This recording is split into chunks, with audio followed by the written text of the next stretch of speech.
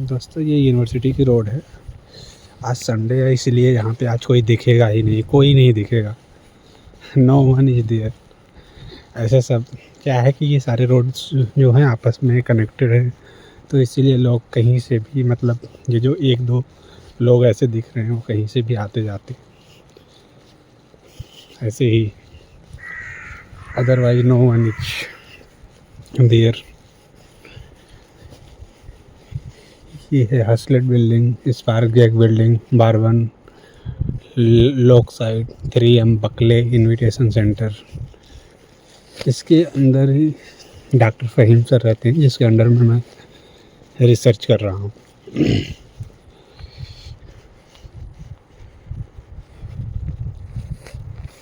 देखो 2 लड़कियाँ जा रही हैं,